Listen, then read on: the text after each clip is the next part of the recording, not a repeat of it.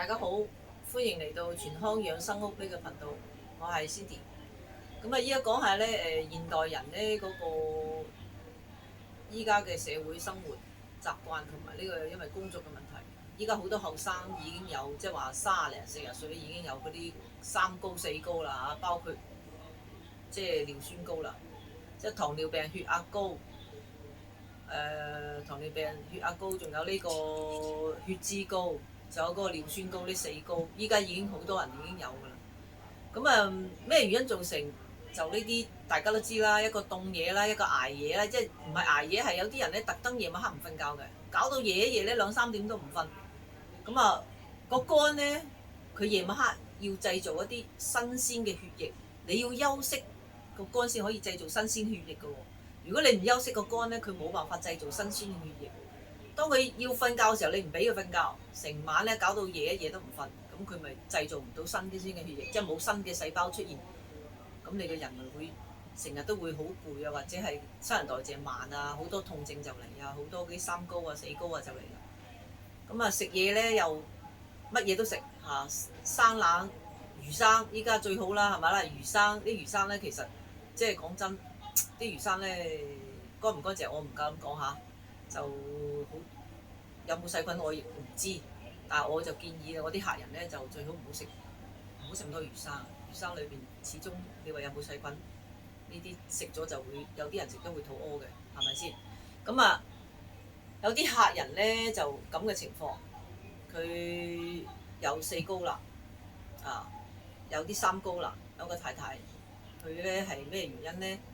因為我哋隨着年紀嘅增大，35歲後咧，我哋就開始嘅男性、女性都係個激素啊，即係女性雌激素、男性嘅荷爾蒙、女性嘅荷爾蒙咧低下啦。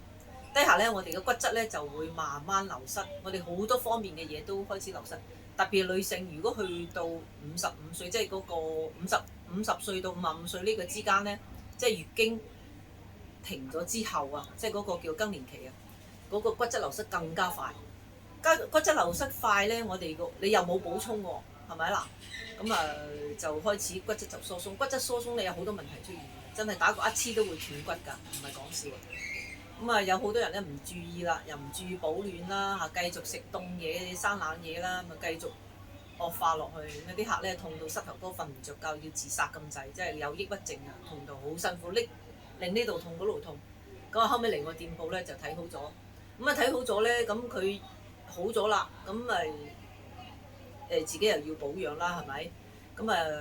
適當咧，佢自己又買咗啲產品、啲儀器翻屋企自己保養㗎啦，又有輕水機啊，又有彎彎機啊，係嘛？又有呢個電熱氈啊，咁樣即係呢個頻譜氈，翻去保養，經常去保養。保養咗之後咧，佢有時唔覺意咧，就唔知去邊度咧撞到，即係撞傷到自己，有時唔知啊，佢幾廿歲啦嘛，70幾歲，佢唔知道。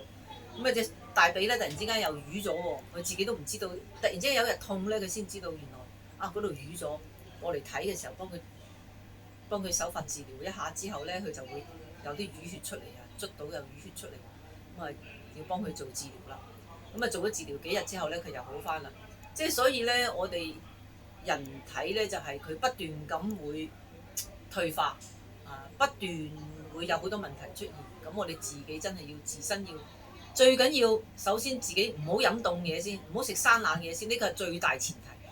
補充我哋有足夠嘅陽氣，首先自己唔好食嗰啲生冷嘢、凍嘢就唔好咧。